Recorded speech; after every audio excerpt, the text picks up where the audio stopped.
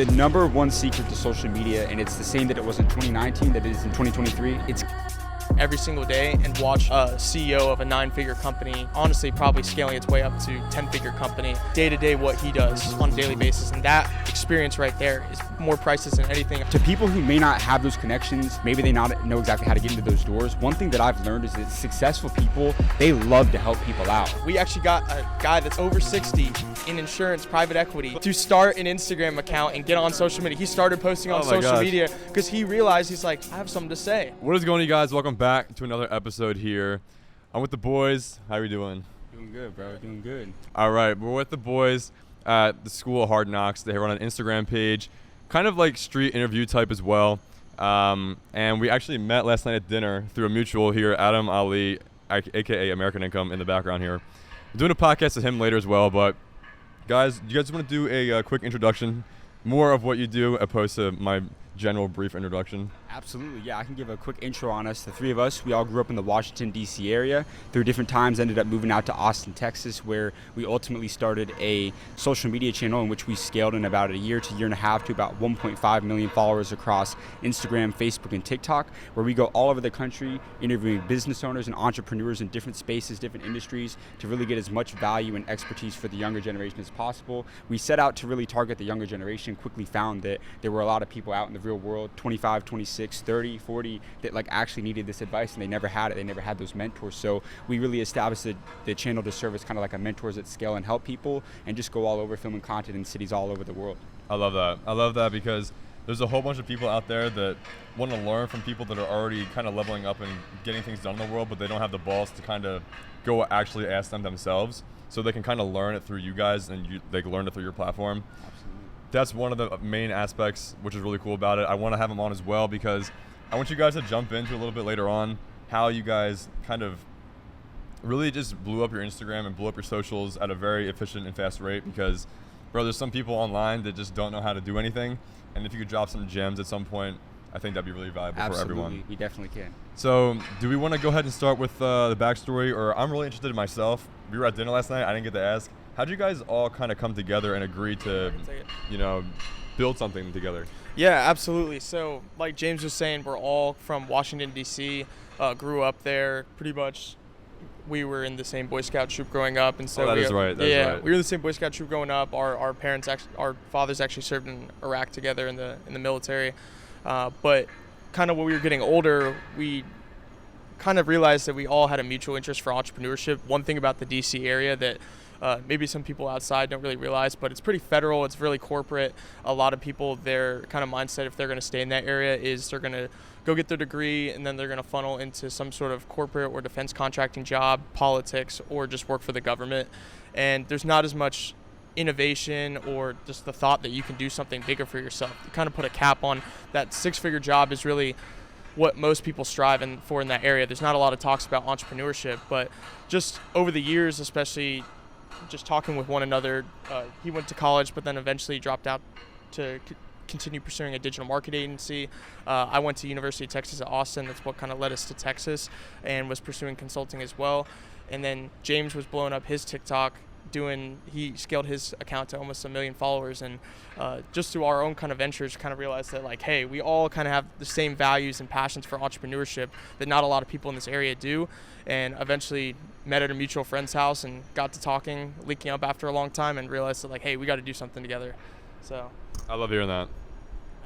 Yeah, no, it's pretty funny because Hard Knocks actually didn't start out as a business channel. I pitched them on the idea of doing an esports channel, and we did that for a couple months, grew to about 25K or so, and then we realized we're like, hey, this is actually what we all want to do long term. So let's talk about something we're all passionate about, and that's business. So we started out making business content, just talking about our own experiences, our own lessons, stuff like that. But we realized that people don't really want to learn a business from some young 20-year-old guys and people that don't necessarily have a authority within the space. So we're like, look, let's go ahead and reach out to some of the best entrepreneurs and career professionals and get their advice.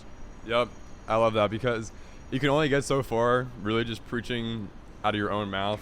Once you start bringing in new faces, new people that are already established in some sort of way, you're going to get more credibility and just more kind of social proof, which is going to make things a lot easier in all aspects. So that was a really cool story. You guys kind of just all came together and you're like, bro, we all want to do the same kind of stuff. Let's just come together and apply all of our skill sets into one kind of company, if you want to call it that. So that kind of brings me on to my next question and my next point. You guys now are interviewing a lot of big people in the world, a lot of celebrities, a lot of really successful entrepreneurs. How are you guys reaching out to them? Is it DMs, emails, mutual friendships or connections? What's that looking like right now? Yeah, so starting out, it was completely just random. Like going out and hitting the streets, and we'd go to like the wealthiest districts within the city or neighborhoods, and we try to reach out to those people. But now it's a mix of both. So we have a lot of people that will reach out to us and will try to get on the show, or we will just go ahead and DM others and set that up that way. So it's about 50-50, but we also do still go out to like really nice neighborhoods and just still approach people. So it's a bit of a mix right now. Yeah, because that's how it usually is in the beginning. In the beginning, you're kind of doing all the work, and then once you kind of start getting, or once you start getting something going, people start reaching out to you. Because I started experiencing that kind of recently as well, and I'm like, oh shit, like this is kind of cool. I don't got to do all the I don't got to do all the work in the beginning. Yep. So just leveraging your platforms is something I want you guys to like learn how to do for yourself as well, because as you guys can see, it makes things a lot easier for everything. So, yeah, you guys have only been doing it for about a year or so, is that right? About a year and a half. Year and a half? Okay, yeah. So, how has your life changed in the past 18 months in terms of networking, getting into events, connecting with others? What was it like before y'all did this, and then now? So one thing about the three of us that I really think that even before like we had started this venture, we had always done a really good job, I'd say, of surrounding ourselves with the right people. You know, I think Gary Vee puts it really well. He was doing and they were filming a bunch of content with him talking to young kids, and he was talking about like the people that he was hanging out with. And the young kid was saying that all my friends like to, you know, they like to drink and play Madden all day. Well, Gary Vee said it's like you're not gonna, you know, make it very far like surrounding yourself with those people. It's okay to have those friends that like you go back and see at home. But I think for us, we had always kind of had the mindset of just surrounding ourselves with the like-minded people, because at the end of the day, I mean, networking is the new gold. You know, yeah. I mean, it seriously is. And you know, you can just, relationships open door. People take you places that money can't. And so because of that, we've just, this venture and it's got us into so many doors, and we've been able to come in contact with some amazing people. Mm-hmm. You guys are going to hear a common trend across all the people I have on here, and it's that networking really at the end of it is one of the biggest pieces to your success. And you guys growing up already understanding that and already understanding you're the sum of the people you hang out with is really important, because like you mentioned, there's people back at home, and of course there's no issue with, like you said, going back to your home friends if they're not really wanting to do anything too crazy. There's no issue going out and hanging out with them for a weekend or a few days, you know, just chilling out a little bit. But if you're constantly surrounded with those people, like you said, you're not going to get very far. So pick and choose exactly who you're hanging out with a lot of your time. And if you currently don't have a lot of people to hang out with that are like-minded, find those people online, whether it's you watching them on YouTube, or because that's kind of like a one-way relationship. It's not really a friendship, but you got to start somewhere. If you don't have that, then yeah, start on YouTube and then try and find other online communities and any other. Another thing I was going to say is that, you know, to people who may not have those connections, maybe they not know exactly how to get into those doors. One thing that I've learned is that successful people, they love to help people out. And that is something that, you know, even when we first started the channel, before we had, 10,000 followers, it's like there were people that would let us come in their offices and just talk to them for 30 minutes to an hour. And it's really amazing. Mm-hmm. So it's like, you just have to like reach out and ask for help, and like you'll get it. Yeah, I'd like bring up this example, kind of how you're saying they love to be able to help younger people, the generation. And reason being is I think that especially a lot of the guys in more private business, they're not really in the media. Most successful people aren't really in the media. They're just stacking their money and they're really successful in their field. One time that we saw this was we had interviewed this guy that he's involved in insurance, private equity. We had done a video with him as kind of a compilation. It got several million views. And we saw him a couple months later. It was just a street interview. We just asked him on the street, like, hey, what industry is the best to get wealthy? And he gave his answer. It got a lot of views. We saw him on the street a couple months later, and he stopped us. He's like, you guys have no idea. I had people that I haven't heard from in 15, 20 years hitting me up being like, oh my God, that's you. And he's just like, it's crazy. So we actually got a guy that's over 60 in insurance, private equity, Clouded them up. to start an Instagram account and get on social media. He started posting on social media because he realized, he's like, shit, I have something to say. Yeah. I have something that expertise, and we finally were able to open that opportunity for him to see that I have so much stuff. And I think that's everywhere out there, that there's a lot of successful people that have never given the opportunity to give back and give their information. And so that's why if you're young and you're out there and you're trying to really just seek advice, just go for it. Just shoot your shot. Don't be afraid, because a lot of times some of these guys have never had an opportunity to even do that, and that they might take that shot to be able to, you know what, I've never had a chance to give back. I'm going to do it right now. I think that's facts. I haven't experienced anything different than that, honestly, in my experience so far, because these guys, like you said, a lot of them are successful. They don't have a voice, and when you provide them with a voice or a platform, they're pretty eager to go ahead and, you know, hop on camera or say something.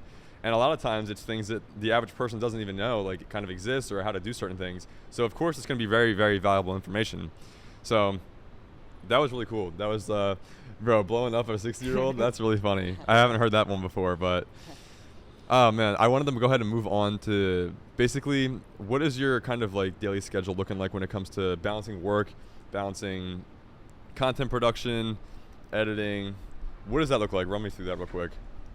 Yeah, so it's a little bit different every day, because there's two aspects of our business. We have our content company, which is always the number one focus, always trying to grow.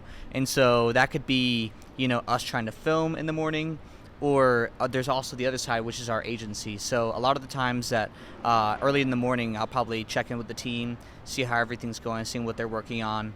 And then after I check in with the team, make sure everyone's good, we usually go film and kind of just go throughout the day. And then we usually go to the gym around like 2 o'clock. And yeah, I don't know. Our days are so different every day, to be honest. The other thing I'd say is, I mean, we've been traveling like crazy recently. So we live in Austin, but like in the last month, we've been to Denver for a few days. Went out to Denver for a mastermind. We were in Houston. We've been in Orlando, Miami. So it's just like traveling a lot. Your schedule's always going to be different. But yeah, true. Yeah. And in Austin, like he said, it's you know, getting stuff outsourced to VAs. A lot of filming. Filming's always the priority. Content's the most important thing. Exactly. Right. That's what we're doing right now. So yeah, but no day's the same really. Our schedules can be all over the place sometimes. Okay. I want to talk about a little bit how you guys kind of really intrigued me at dinner last night was how you guys kind of built the relationships with people that are in the room and close with Hormozi, or even what you guys are doing with Gary Vee, how you know him, and what you guys are kind of planning on doing with that. Any plans in the future, or like anything like that? Anything you guys want to talk about, or no? Yeah, no. So we don't know Gary Vee or anything like that, but the Hormozi story is really cool. Not with Alex particularly, but I think a cool relationship we have is with one of his top sales guys, Jacob Hopkins. A lot of times Hormozi, he's talked about it in videos before. He has like a neighbor that was trying to get help with sales in his business, and he was like, dude, you suck at sales, and then eventually trained him to be a really good salesman. And so we had the pleasure of meeting Jacob because he was based out of Austin at the time. No, I think he's like the vice president of sales at Gym Launch or acquisitions.com. Yeah. So he's been able to scale up the ranks there pretty heavily, just building that relationship with Alex. And you know, anybody that's, you know, a fan of Hormozi's content just knows dope guy, like super successful entrepreneur. I actually love listening to his podcast, and has a great book out, $100 Million Offers. And so it was really cool to see, though, when we filmed a little bit of content with Jacob, and we were able to see that a lot of Alex's teachings through his content and stuff really shines through the people that are under him. Yeah, I mean, that makes sense because he's the one teaching it, you know? Mm-hmm. So that definitely makes sense. I mean, do you want to also go into kind of your background where you were kind of doing stuff kind of in the corporate world? Because you mentioned earlier in the podcast here that, you know, DC is like a lot of cookie cutter, federal kind of corporate. You kind of capped with your success, essentially. And you kind of, it sounded like you had a really good offer going on with your skills and stuff when it comes to some back-end stuff. So do you want to jump into that real quick? Yeah, absolutely. So like I was kind of saying earlier, the three of us, we came together mutually on the entrepreneurship that we were really interested in and had a passion for it.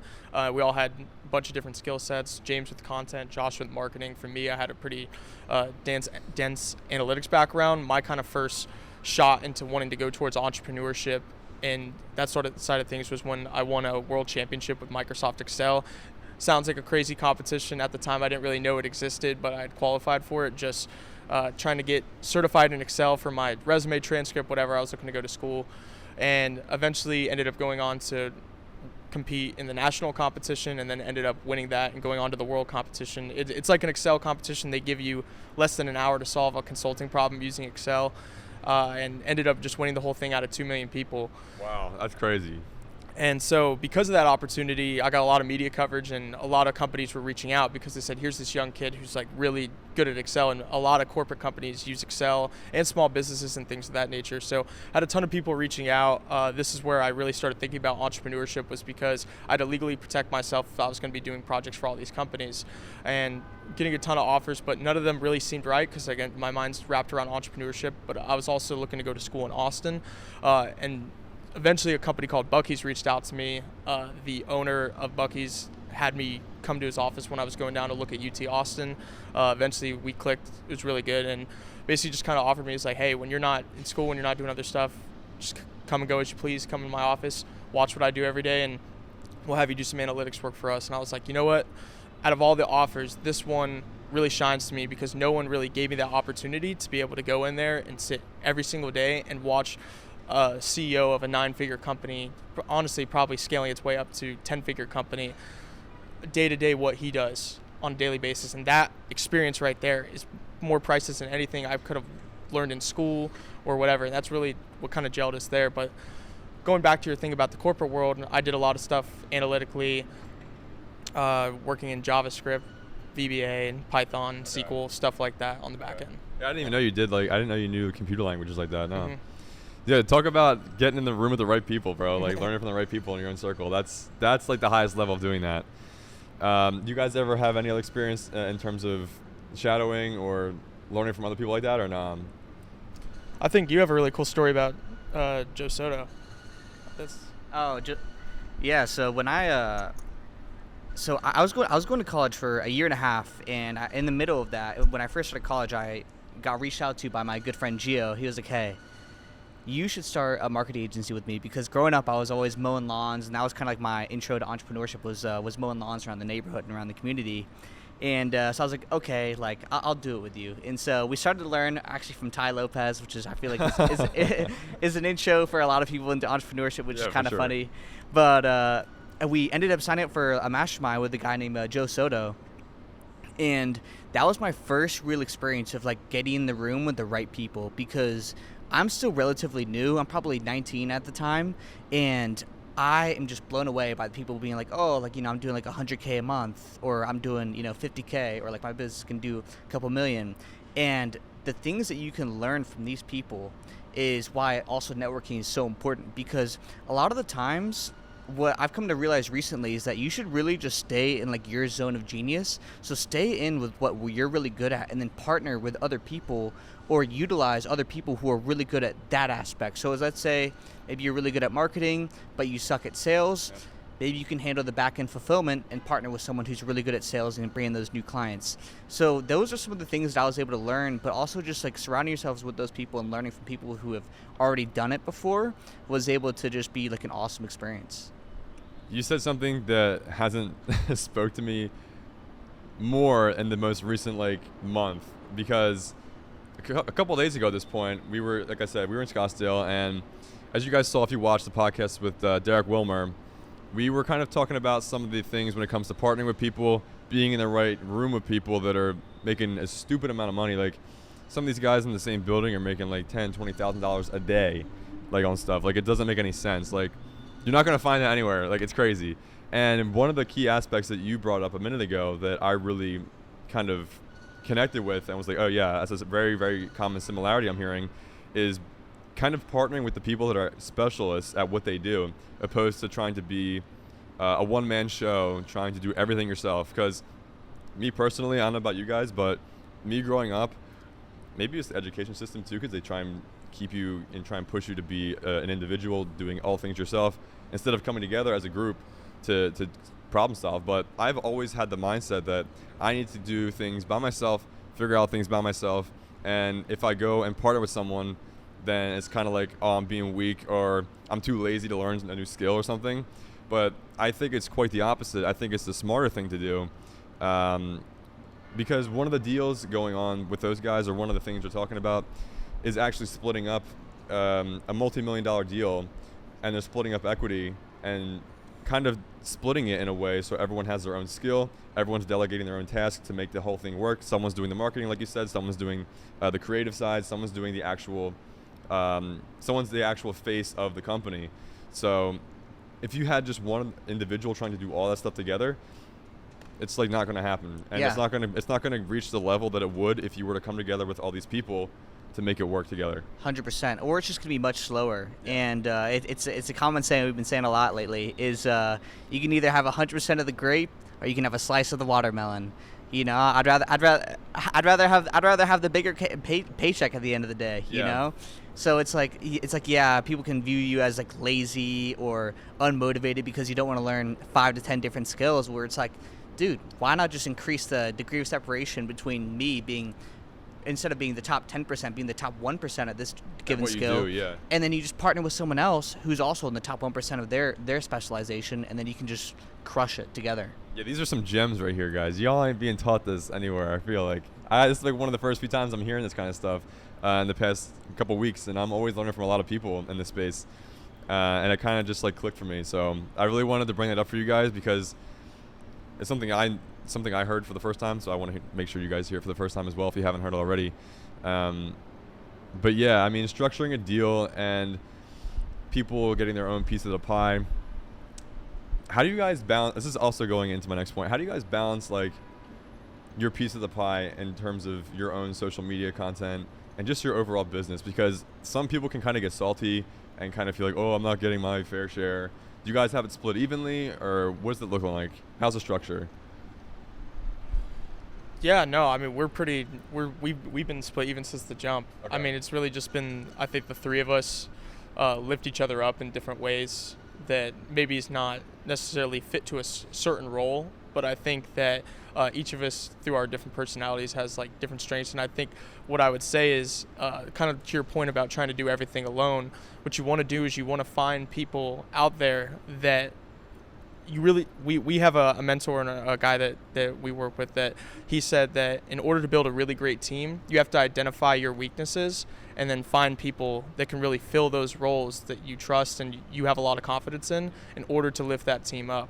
It's kind of like he was saying, like, be the 1% of what you're good at and then bring the top 1% of what you're good at and then bring someone else in that's the top 1% of what they're good at. And I think that each of us are pretty good at a lot of different things, but the number one place that we shine is that I think we've spent so much time together building this damn thing that we already know where to pick each other up where we kind of fall You down. already know where you're good and bad in certain situations. Absolutely. And I think since we've had it, just the even split between the three of us, we just want to see each other win as well. There's really no ego here. Okay. Yeah. I was going to add one more thing onto this as well, because I think that another really important thing, it comes down to like focus, right? So like when you bring other people in to help out with certain aspects of your business that you may not be the best at, it allows you to get really focused and honed in on like what's important and what's going to make you the most money. And what you're good at. Exactly. Yeah. Absolutely.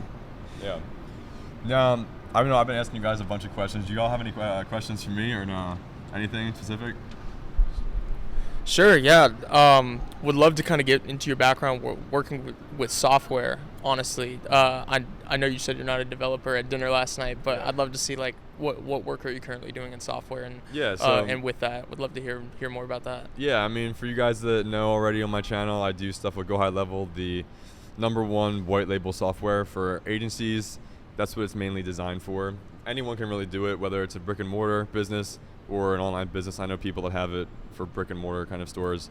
But yeah, I mean, the whole entire software is really automating your entire business in a lot of ways possible that you really wouldn't be able to do in other softwares. So to keep it like simple, it has all the tools you need pretty much to run your entire agency in one software and one dashboard. So you don't need ClickFunnels, you don't need MailChimp, you don't need Pipedrive, you don't need all this different stuff. It basically has all that kind of stuff in one software, as well as automation stuff. So yeah, like I said at dinner last night, I'm not a developer or anything of that nature. I don't know how to code or anything. It's a no-code software, so it makes anyone really able to do it, even with no software background. So yeah, I started with the SMMA stuff a little while ago, a little over a year and a half ago at this point, and eventually transitioned into SaaS, which is software as a service, no-code SaaS, on top of High Level as the backbone of that. So that's kind of what I'm doing right now as well. I'm doing that as well as the affiliate side for that.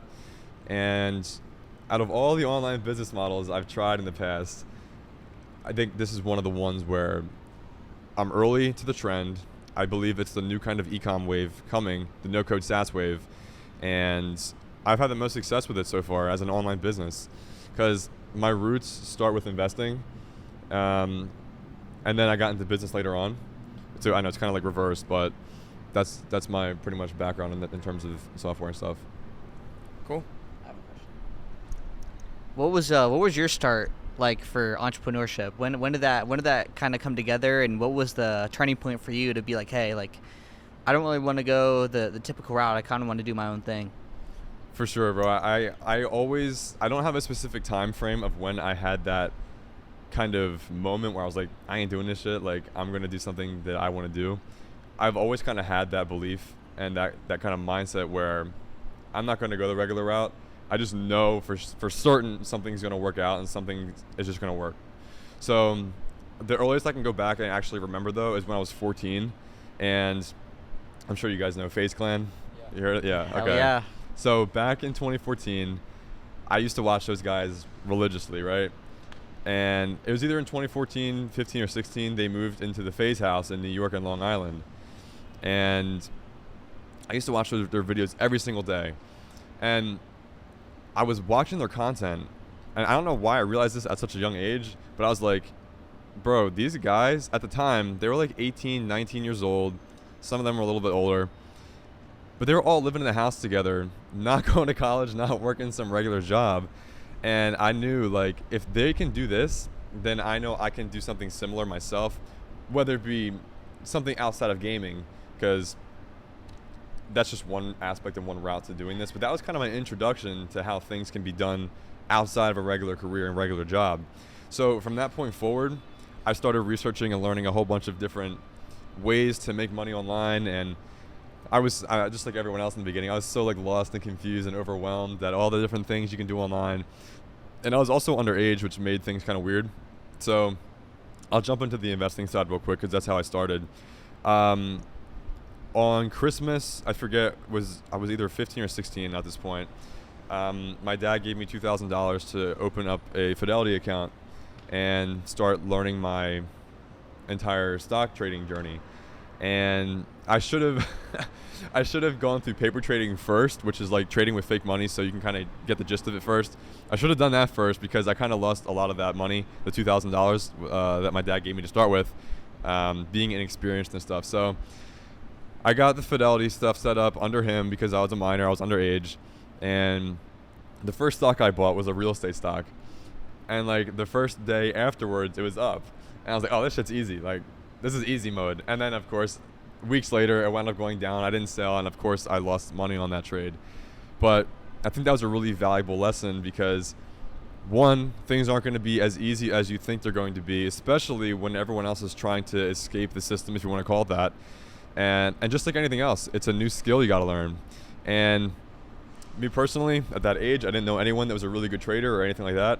So it was kind of like a self-taught kind of thing on YouTube and stuff.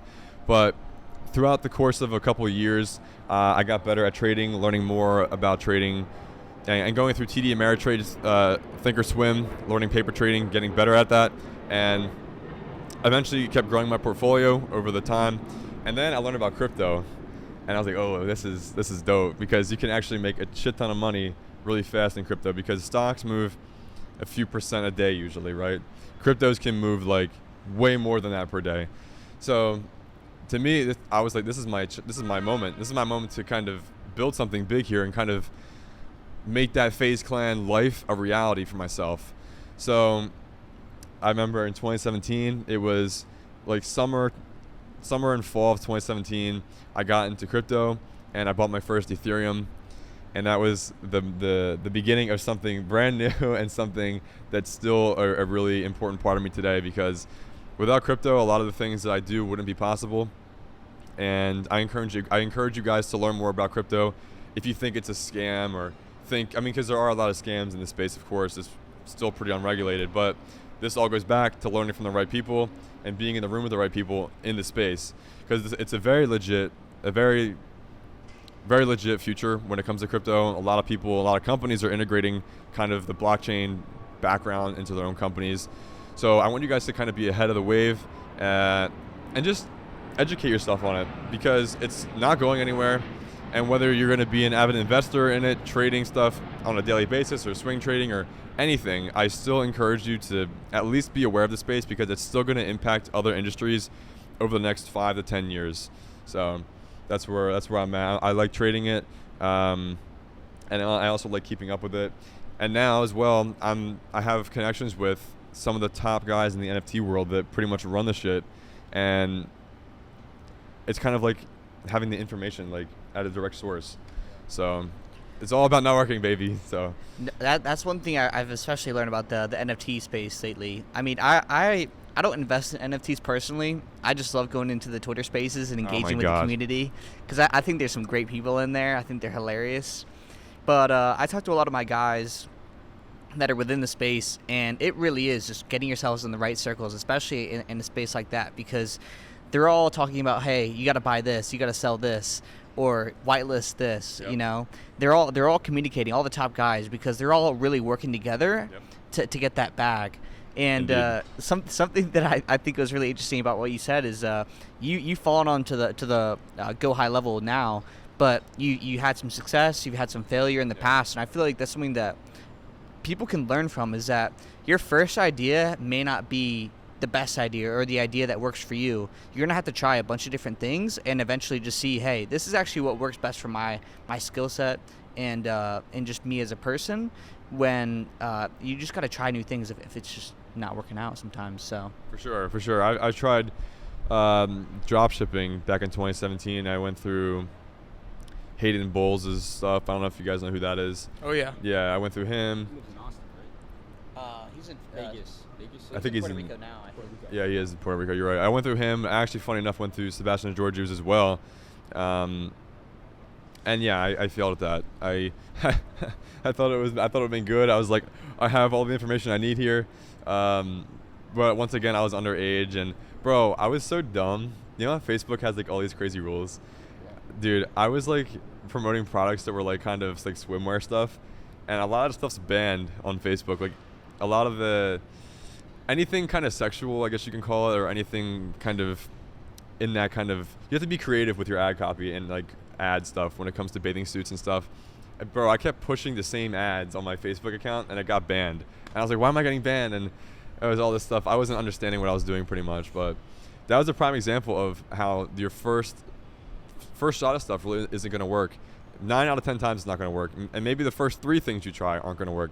So it's all about really wanting to make something work and finding what works for you, like you said. So As long as you pivot. Yeah. I mean, to be honest, like we dealt with a bit of that with Hard Knocks a lot. You know, first kind of seeing that like esports really wasn't the way we wanted to drive our content. We pivoted to business content. Then we also had to pivot again, just kind of seeing like, hey, we're growing, making the videos ourselves, but what if we could pivot and really talk to the best professionals, entrepreneurs, and people out there? And so, yeah, I mean, I would encourage, especially if you're a content creator out there and you're posting, you're seeing no success, maybe it's time to hey, let's switch the it's not that the dream's over, like, fuck, let's go for it. Let's keep moving on. And, you know, the whole goal here was to have a voice and to have a platform and stuff, but, you know, maybe just let's switch the content out, or maybe reach out to other content creators and get their advice on, hey, how can I make this content better? Where am I going wrong? Why is my audience not blowing this video up for me? yeah, the leveraging all resources you can. Just if you have the opportunity to do that, definitely do it, because like you said, you're kind of gonna, it's kind of like a what's the saying, running, I forget what the saying is, kind of like, shit, I'll cut this out. Kind of like running in a Hamster wheel? yeah. It's kind of like running in a hamster wheel when you're trying to do things on your own if you don't have the right knowledge. Here's a good quote for you. The definition of insanity by Albert Einstein is doing the same thing over and over again and getting the same result. Yeah, I think you're going to get something different. Yeah.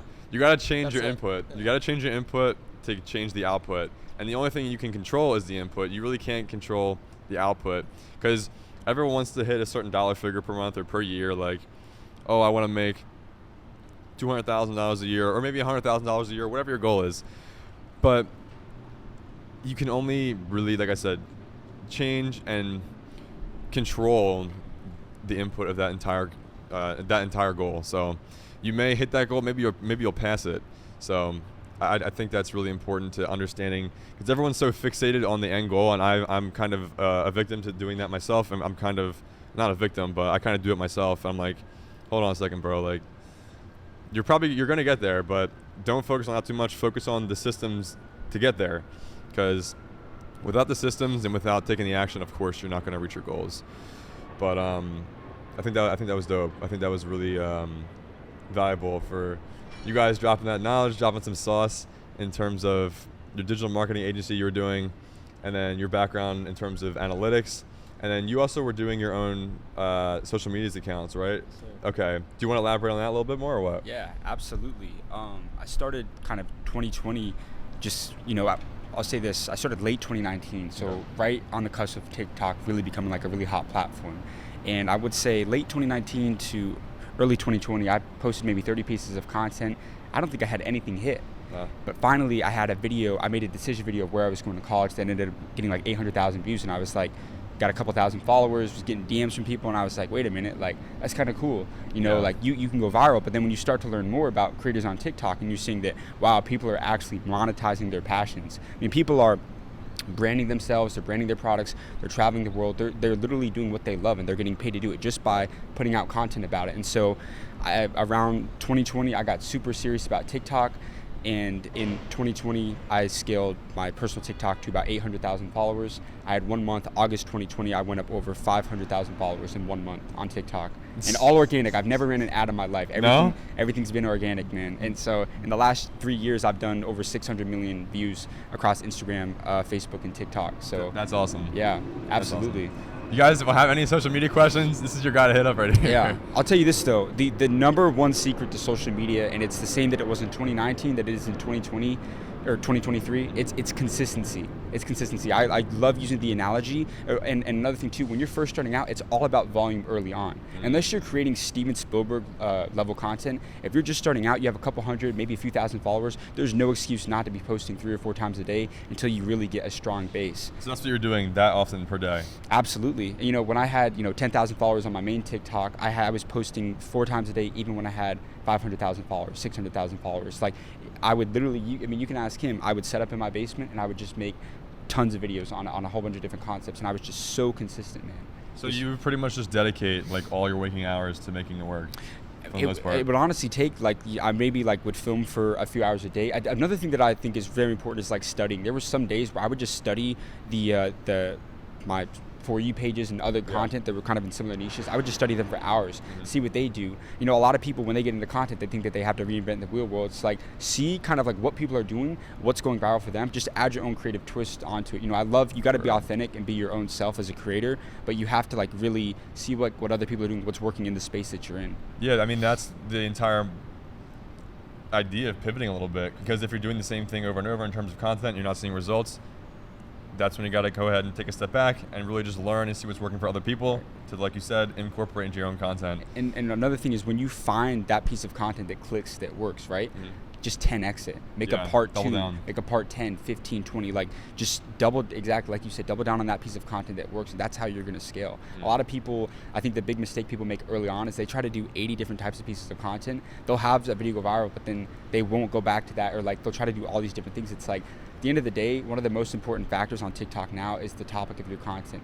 Does TikTok have an audience for your content? Can they send it out to them? And so if you're in all these different spaces trying to do different things, it's going to be hard to get recognized consistently by the algorithm. Yeah, you won't be in a specific niche and stuff, and like you said, the algorithm really won't know where to put you in and what audience to point you in. Yeah. So I want to kind of dig into that a little bit more before we wrap it up, because I think a lot of people watching this, for everyone, what's the number one most desired job right now? Being a social media influencer. So this is also a question I had too, because I'm also learning stuff in regards to short form and other platforms like TikTok, where I really haven't had a crazy amount of success on there. How important is it to making content that's native to the platform, opposed to making content that's really, really high quality, kind of shot on this camera versus shot on the iPhone? what are your thoughts on that? I think, TikTok especially, this is the most saturated the app has ever been. Meaning like now more than ever, it's harder to go viral. Just because like you look at the people that are making the talking head videos, right? This is how I made my first million at 28 years old.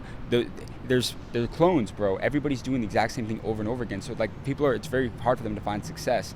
I think the biggest thing is like just like trying to be different at this point now. Like I was having a really good conversation with someone, and he said like, stop thinking like, how can I consistently get like 6-figure views? Like there is something that you can do to get 10 million views, right? And it's really just like coming up with the concept and the idea that like is going to get you there. So it's like thinking like outside of the box as opposed to like what everybody else is kind of doing. You know, get inspiration from people, but I think that like digging deep down and like seeing like there's something that can consistently get you 1 million views, 5 million views, 10 million views. Yeah, just pretty much being innovative in a space that is not full of innovators. Yeah. I mean, it sounds cliche, but that's pretty much the answer to that. I mean, being different, because everyone's talking about the same stuff like you said. So as long as you guys can figure out, and I'm learning this myself too, as long as I can kind of deliver something in a different way that's different from other people, it's going to get new eyeballs and get new attention and awareness. But guys, I don't want to take up most of your time anymore. Do y'all have any more final questions for me before I wrap it up or anything? Or actually, what I want to ask you real quick, do y'all have any specific goals? Like what are your 12-month goals from now? 6 to 12 months, how about that? What are your goals for anything regarding financials, platform-wise, social media-wise? What's it looking like? I mean, I think for us, at the end of the day with our business and what we've been able to build, I think the number one biggest priority is just continue growing the platform, continue creating the best content and networking and linking with the best, most successful entrepreneurs, professionals, celebrities, entertainers, whoever it may be, trying to link with as many of them as possible to deliver amazing content to our audience and try to just keep scaling that up so we can try to get to, we're at 1.5 now, but would love to hit 3, 5, 10 million at some point. So yeah. That's awesome. So guys, that's going to wrap up this podcast. I wanted to have the boys on real quick because, like I said, we met last night at dinner and immediately we clicked. We're all like-minded, so I'd like to have them on the podcast because I know they have a bunch of value for you guys watching back at home.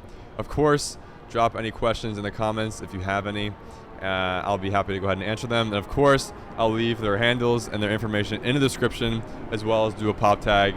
But guys, I hope you enjoyed this podcast, took some valuable information from it, maybe wrote down some notes, but I'll see you in the next episode.